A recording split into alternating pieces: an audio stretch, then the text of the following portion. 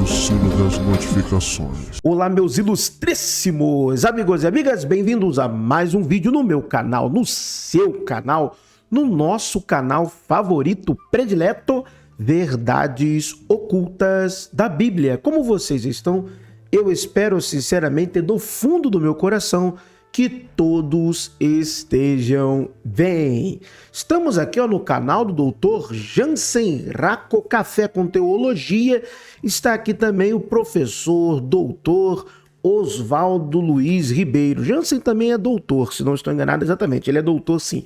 Estamos aqui e eles irão trabalhar a temática acerca dos patriarcas de Israel. Os patriarcas existiram ou não existiram? Você que é VOB Raiz, você que acompanha o nosso trabalho aqui no Verdades Ocultas da Bíblia, você que já acompanhou as nossas videoaulas sobre os patriarcas bíblicos, você sabe a resposta. Então vamos lá, vamos ouvi-los aqui.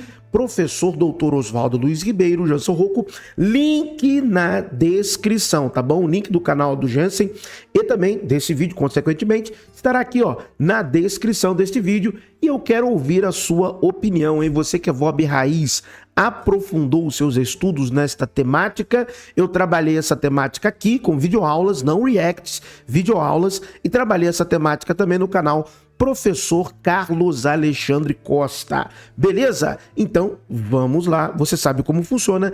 Eu vou comentando daqui, vocês vão comentando aí. Vambora, vai, play. Então, os patriarcas não existiram como pessoa física.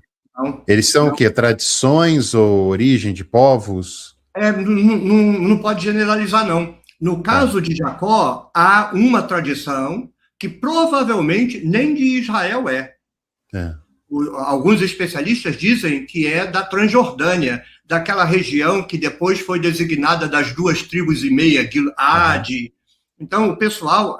Eu não tenho uma opinião formada sobre o ciclo de Jacó. Ainda não consigo pegar ele com a minha mão. Mas, acompanhando as discussões, sugere-se que seja uma tradição da Transjordânia, Jacó, que não tinha nada a ver com Israel, que é incorporada à tradição de Israel, é fundida ainda lá na época do reino de Israel. Israel é destruído para sempre. O Israel de hoje não tem nada a ver com o Israel bíblico. Fato. E essa tradição vem para Judá, não serve para nada. Num primeiro momento, o Judá não recebe nada que veio de Israel, porque não tem utilidade nenhuma. Sim. Mas depois que eles voltam da Babilônia, quase que por um passe de mágica, as tradições de Israel vêm a calhar. No caso de Abraão, é uma história completamente diferente, Jansen. Sim. Tem um texto em Ezequiel, que para mim é o texto mais importante para compreender Abraão na Bíblia, e os especialistas, eu estava lendo o Thomas Homer e o Israel Finkelstein, As Origens da Torá, eles nem mencionam essa passagem. Muito bom o livro. Que é um fofoqueiro do pessoal que está lá no cativeiro babilônico, provavelmente já posterior à libertação dos persas, mas eles ainda estão lá. Acho que eles estão naquela fase de fazer prospecção. Como é que está lá para a gente voltar? Esses caras vêm em Jerusalém, veem como está, voltam e dizem que o pessoal que está lá na Jerusalém destruída está dizendo que a terra é deles, porque a terra pertenceu a Abraão, então pertence a eles. Esse texto ele é de uma importância tão grande que se o cara estivesse dizendo que a terra é minha porque pertenceu a Abraão, e Abraão fosse um antepassado designado pelo pessoal que está na Babilônia, os judeus, porque os abraamitas, os camponeses, não são judeus, são cananeus. Isso. O grupo de judeus que entrou foi para Jerusalém e ficou em Jerusalém. Eles eram classe dominante. A população de Judá inteira era cananeia. Então, quando os judeus foram para o cativeiro, a população ficou, e a população era abraamita. Inclusive, esta afirmação do professor Oswaldo Luiz Ribeiro, nós hoje não confirmamos apenas pela metodologia histórico-crítica, vamos dizer assim, ou meramente a aplicação exegética, mas também por genética. Eu já fiz esse vídeo aqui lendo a matéria falando acerca do estudo científico publicado que demonstra claramente que estas designações étnicas, né, Israel, Judá, são meramente nominativas. A questão é que todos são cananeus, que em algum momento se identificaram como Israel, se identificaram como judaítas, como Judá. Então, essa construção narrativa, ela é literalmente baseada numa designação étnico-demográfica. Porque geneticamente todos são cananeus. Vocês sabem, né? O sítio de Tel Jericó é um dos lugares do mundo onde tem a atestação da presença humana mais antiga, do Neolítico, se eu não me engano, isso aí mesmo. Tá? Está naquele trabalho da arqueóloga que publicou aquela obra, né, Escavando Jericó, se não me engano é Caitlin Kane, eu sempre erro o nome dela, desculpa aí galera, eu sempre erro, mas dá para encontrar tranquilamente a obra e o trabalho dela. Então o professor Oswaldo Luiz Ribeiro, ele está corretíssimo no que ele está falando, no que ele está afirmando. Então, devagarinho, eles retomaram Jerusalém, e agora quando os caras vão voltar, não, a terra é nossa. E qual é o argumento? Abraão era dono disso, então é nosso. Por que o pessoal da Babilônia não disse, então a terra é nossa também, porque nós somos descendentes de Abraão? Eles não disseram. Eles disseram, a terra não é de vocês, porque vocês derramam sangue. Mas então como é que agora Abraão virou pai de todo mundo? Porque o que eles fizeram? Eles vieram para Babilônia, para Jerusalém, tomaram a terra dos camponeses à força, mas quem entende um pouquinho de política sabe que você tem que usar força e manipulação. Aí, para usar manipulação, o que eles fizeram? Eles se apropriaram de Abraão, inventaram que Abraão era pai de Israel, pai dos judeus, pai de todo mundo, construíram uma história de que não importa se você é filho de Abraão, porque até Ismael é filho de Abraão, você tem que ser filho de Abraão, mas filho de Sara e Isaac. Então, nós somos filhos de Isaac, então a terra é nossa, vocês são camponeses. Então, eles inventam uma tradição. Só que tem um problema. Eles são adoradores de Yahvé e vão inventar a monolatria. E Abraão não é adorador de Yahvé. Na tradição campesina, Abraão é adorador de El Shaddai. Aí eles inventam o texto mais sem vergonha do Antigo Testamento, que é o texto de Êxodo 6, em que está lá para todo mundo ler. É o que os jesuítas tentaram fazer no Brasil, o que o Paulo tentou fazer no Areópago.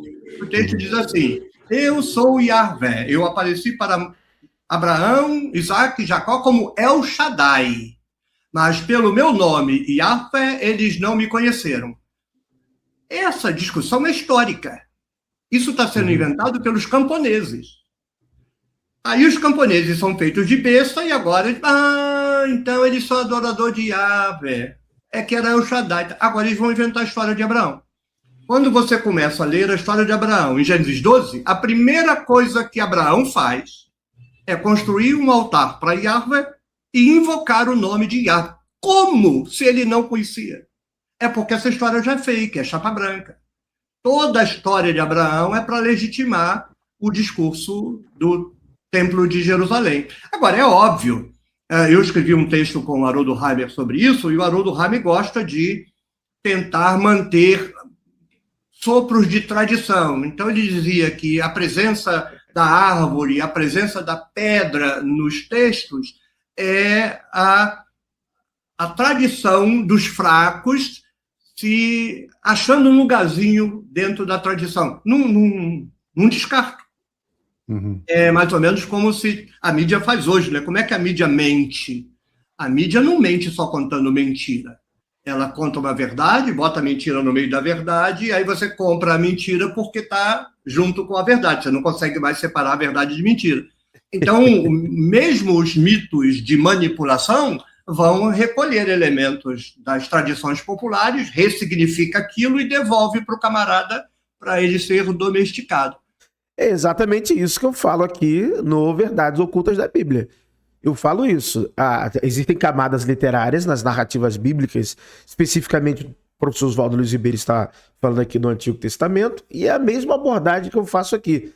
Tem a camada política, obviamente, tem a camada teológica, porque vai envolver o mito, vai envolver o folclore, vai envolver a lenda, em que isso vai ser direcionado para a monolatria ou monoteísmo, e você vai ter a questão da memória traditiva, porque isso tudo está acontecendo dentro de um conjunto demográfico, social, cultural.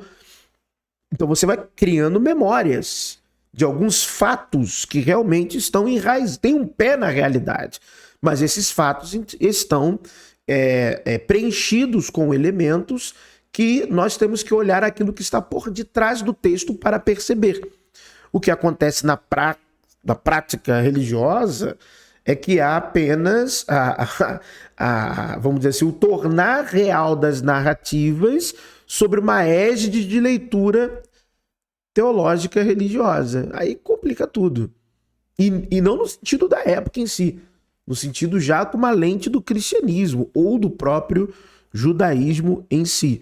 Quando dentro dos seus contextos específicos, até a época em que essas narrativas foram construídas, pós-cativeiro babilônico, elas têm uma intenção em si. Ainda que ressignificadas, elas têm uma intenção primeira. Esta intenção primeira não é observada por praticamente ninguém no meio religioso. Então, isso que o professor Oswaldo Luiz Ribeiro está falando é verdade, é verdade. Então, eu não resumiria tudo também a só questões de conflito político, de dominação da terra, mas existem ali também camadas de memória, camadas que dizem respeito às implicações teológicas primárias ou primeiras, que vai falar acerca do culto e tudo mais. Há quem vai dizer que tudo isso se resumirá também à política. Eu também tendo a ver de uma maneira diferente, tem outros elementos ali. Mas a análise do professor Oswaldo Luiz Ribeiro, na minha opinião, até aqui, esse é o caminho que segue mesmo.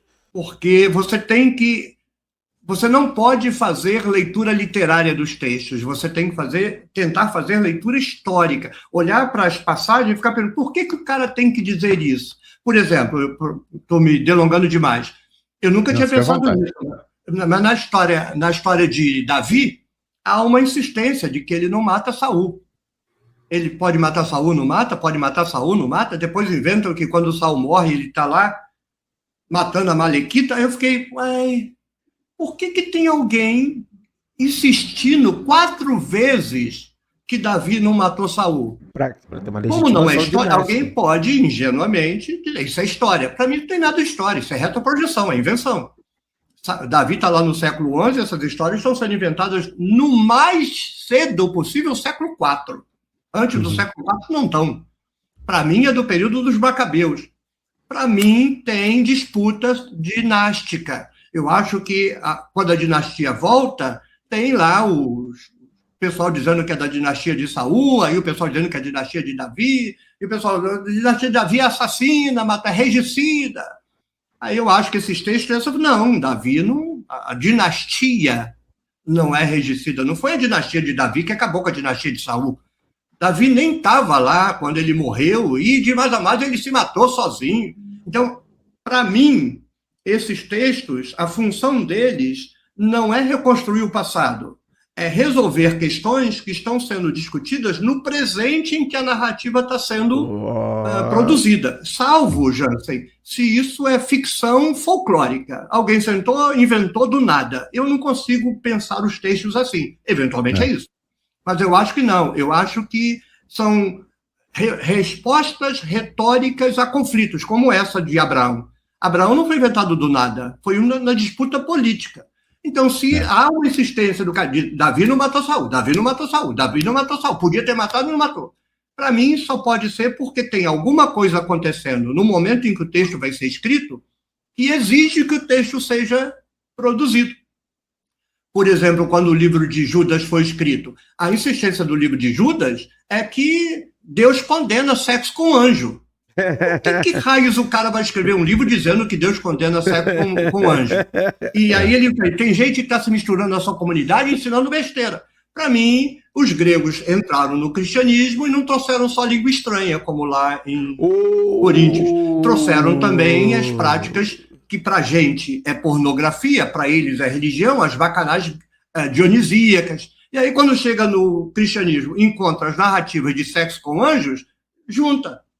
faz a identificação e começam a criar cultos que a gente vai ficar olhando, mas que troço é isso aí? Olha, professor Oswaldo Luiz Ribeiro já falou aqui o que eu falei já várias vezes aqui, né? Que foi o que essa questão de falar a glossolalia é a introdução dos mistérios gregos dentro do cristianismo. Já falei isso aqui várias vezes. E detalhe, volto a dizer, eu falei esses dias, estou prometendo uma live, sim, e eu vou fazer essa live para vocês, tá bom? Falando isso, explicando de onde vem claramente. Aliás, eu estou prometendo também trazer um estudo sobre isso em forma de e-book para a galera aí. Então, prometo, vai sair esse trabalho esse ano para vocês. Essa live, primeiro eu vou fazer uma live com fontes, com tudo, com referências bibliográficas acerca dessa temática. Mas o professor Oswaldo Luiz Ribeiro aí, ó, falando a verdade. Exatamente isso aí.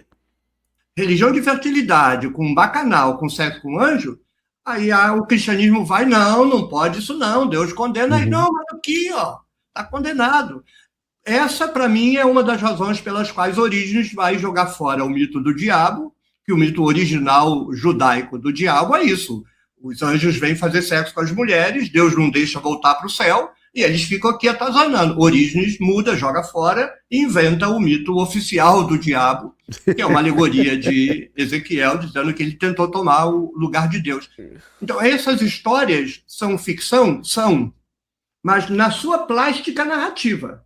Mas a origem delas brota de conflitos históricos reais. Entende o que eu estou querendo dizer? Sim, sensacional. Sim, faz muito sentido. História, mas a história não está no nível narrativo. A história está por trás do nível narrativo, no uso que o narrador pretendeu fazer daquilo. E aí é difícil pra caramba de você lidar com o texto. Link na descrição, doutor Jansen Racco, não é isso? Jansen Racco, link na descrição desse vídeo aí, assista lá também, se inscreva lá você que não é inscrito ainda e vamos aqui ler os comentários. Vamos aqui, eu sempre gosto de ler os comentários. Grandiosa essa forma de descobrir as tradições bíblicas e os personagens ali retratados. Maravilhoso como vocês estão reconstruindo a roda. Vocês ainda acreditam em Deus ou seria ele apenas uma entidade inventada para afagar uma necessidade do ser? Vamos ver o que responder ele aqui. O Deus bíblico... E aqui, Thiago Ramírez, olha aqui, vou curtir, meu amigo. O Deus bíblico é um Frankenstein criado por várias tradições. Exatamente. Esse aqui, grão-mestre da ordem, aqui, ó, comentando. Já seja é o nosso bobeiro também, olha aí, ó. Thiago Ramírez, que surpresa encontrar seu comentário aqui, meu amigo. Vamos lá. Crer é algo pessoal de cada um. Olha aqui também, Paulino, vou curtir aqui o comentário do Paulino. Boa aula, pô, excelente aula. Excelente, esse necromante é brabo mesmo, doutor Oswaldo Luiz Ribeiro é brabo. Excelente aula, excelente aula. Com certeza, perfeito, professor, claro como o dia, muito obrigado. Exatamente, Oswaldo arrasa mesmo, graça e paz, muito interessante, interessantíssimo. O Oswaldo é simplesmente sensacional, com certeza absoluta. O Oswaldo Luiz Ribeiro é muito bom. Assisti essa live e estou assistindo esse trechinho. É verdade, pessoal, tem a live completa da entrevista, tá? Também tá no canal aqui do Jansen Racco também. O que é isso aqui? Ó? Que horas ele acorda nesse vídeo? Ih, rapaz, olha aí. Uma conversa teológica séria com espaço para argumentar sobre os métodos e suas hipóteses. Essa conversa fiada não dura 30... Caraca, agora que eu fui ver aqui. É pastor Rafael Oliveira. Caramba, que pastor não gosta de estudar? Eu não entendo isso. Reparem, são sempre os mesmos dizendo falácias. Eita. Nunca tem um convidado que pensa diferente. Convido... pastor não entende isso não, cara. Ele não entende isso não. O pastor, por definição, ele tem uma necessidade gigantesca de defender sua fé, ainda que a estrutura dela se revele extremamente lendária e simbólica. É status, é dinheiro, é complicado, cara. Ganho social, ganho financeiro, é complicado, entendeu? Estudo sério, acadêmico e pastor é coisa que não combina muito. São raríssimos. raríssimas exceções, raríssimas exceções, raríssimas. Ele não entende que não é questão de pensar diferente, é ciência. Por exemplo, há alguma discussão acerca das construções que Salomão fez? Óbvio que não, já sabe que ele não construiu nada daquilo. Tudo praticamente que a Bíblia atribui a Salomão ter construído, ele não construiu nada. Ele não construiu nada, Salomão não construiu nada. Jerusalém nem era desenvolvida antes do século VIII. Isso comprovado por diversos arqueólogos. Chame-os de maximalistas ou minimalistas, porque é algo que está lá. Isso não há nem debate entre maximalistas e minimalistas. Não, realmente ele não construiu. Então, assim, são coisas que... Tem coisa que é fato, que não é questão de botar a crença no meio, de trazer alguém que pensa diferente. Alguém que pensa diferente desse fato, por exemplo, que eu dei aqui o exemplo de Salomão, vai estar o quê? Mentindo. Não, ele construiu sim. Não, ele fez sim. Vai estar o quê? Mentindo. Então tem coisas que não é uma questão de que pensa diferente. O doutor Oswaldo Luiz Ribeiro está indo pelo caminho exegético. Eu posso pelo caminho da questão de ciência da religião, que demonstra claramente que diversas narrativas que estão na história abraâmica advêm de textos ugaríticos. Literalmente advém de textos ugaríticos. Então, história das religiões. Então, assim, são elementos que estão sendo construídos séculos à frente. O professor Oswaldo colocou aí na melhor das hipóteses, na perspectiva dele, século IV. Eu colocaria século VII, século VI, que é o que eu sempre coloquei aqui, que a Torá pode ter sido desenvolvida a partir do século VII, século VI. O professor Oswaldo, de acordo com as pesquisas que ele tem desenvolvido, século IV. Mas está ali nessa janela de 3 séculos. Então, olha que interessante.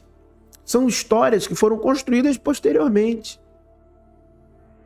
Então isso, se é 7, se é 6, se é 3, sabe o que é observável? É que foram construídas posteriormente. Então, você vai discutir, não, porque mas quem pensa diferente de que forma? Vai falar que tinha alguém registrando o Pentateuco de Moisés? Vai falar a mentira que o outro disse? O outro mentiu, o Mucilon. Mentiu descaradamente para promover documentário de streaming para crente. Entendeu?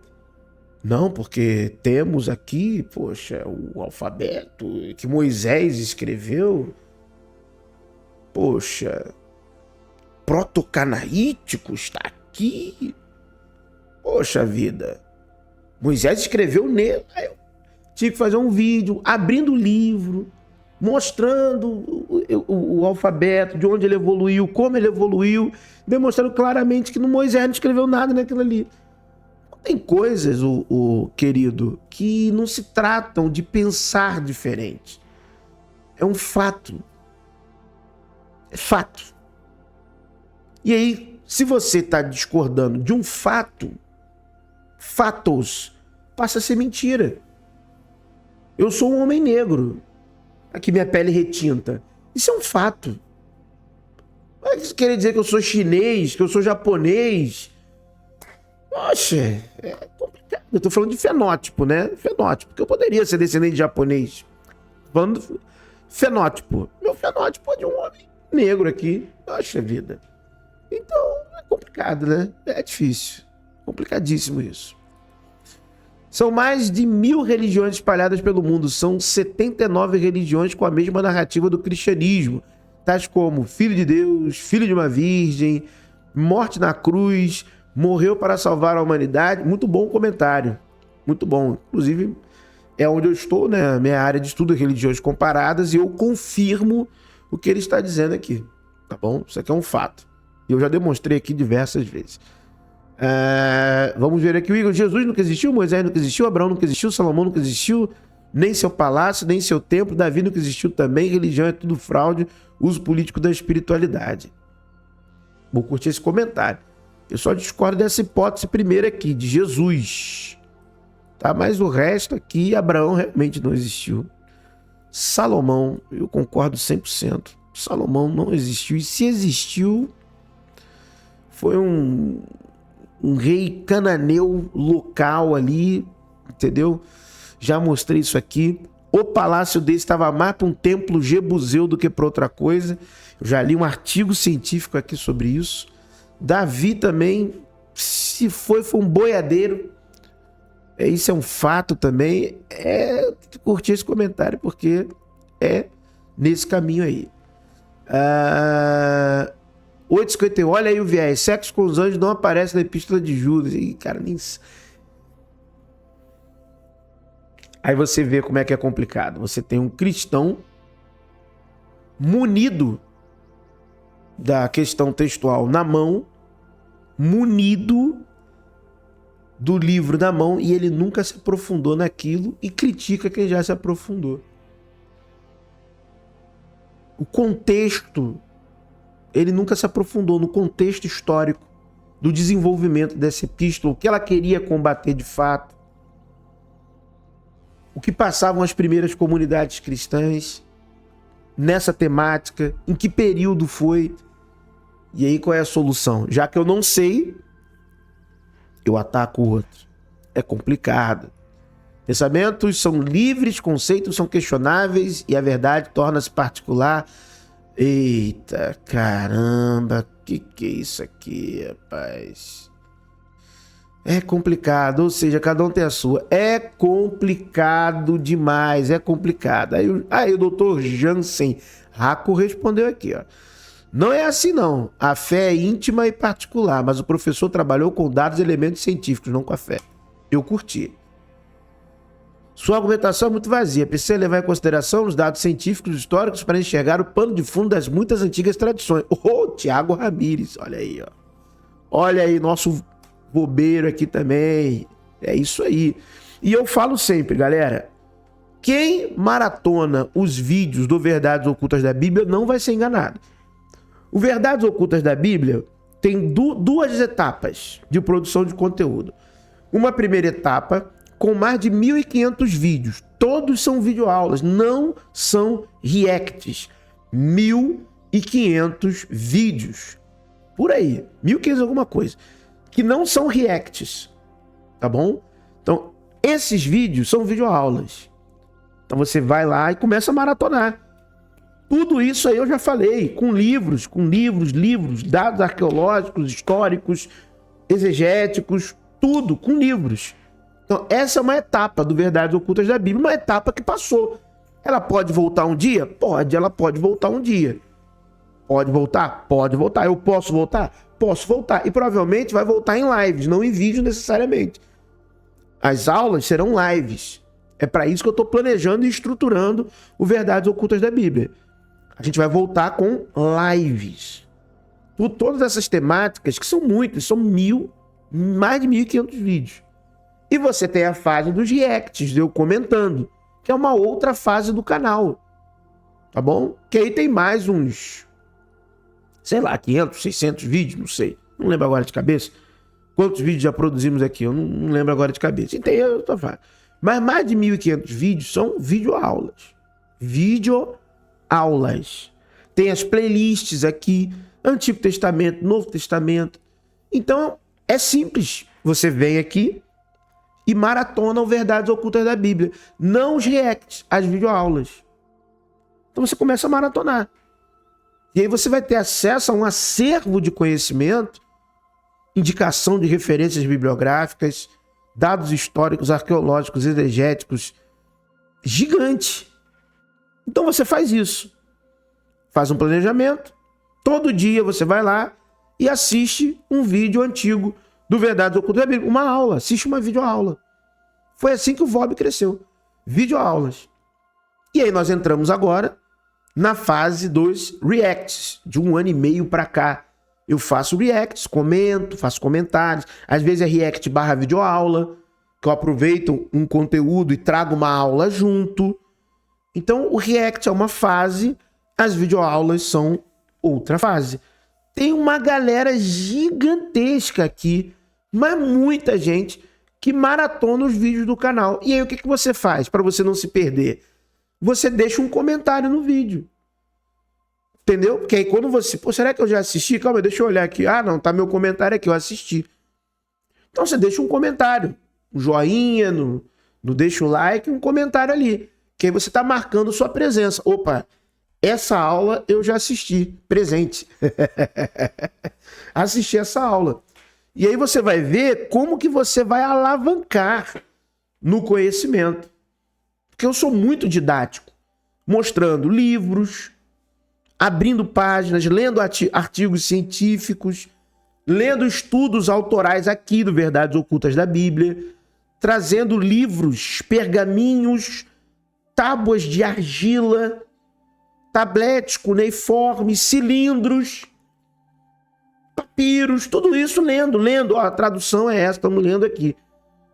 Na página do livro do autor, esse trabalho, ele é feito aqui, foi feito aqui. Tá bom? Tem uma continuidade dele lá no canal Professor Carlos Alexandre Costa.